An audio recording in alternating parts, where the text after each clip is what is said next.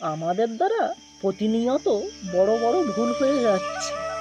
এই ভুলগুলি যদি আমরা শুধরে না নিই তাহলে আমাদের কি হবে সেই সম্পর্কে প্রেমানন্দ স্বামী গুরু মহারাজ বলছেন, এক এক সেকেন্ডের হিসাব হবে। এক এক সেকেন্ডের তুমি এমনভাবে জ্বলবে এসি গাড়িতে, এমন সৃষ্টি হবে আগুনে যে তুমি বাইরে আসতে পারবে না, ওর মধ্যে জীবন্ত অবস্থায় ভাজা হতে হবে। কারণ জীবন্ত অবস্থায় তুমি খেয়েছ, যেমন তুমি জীবজন্তুর কেটেছ না, এমনভাবেই ফেটে যাবে যে রাস্তার ধারে শরীর উড়ে যাবে। কাল কখনো কাউকে ক্ষমা করে না। প্রার্থনা মেনে নেও তো মেনে নাও, আর যদি না মানো এর পরিণাম সামনে অবশ্যই দেখতে পাবে। এই জন্মেই তুমি বুঝতে পারবে।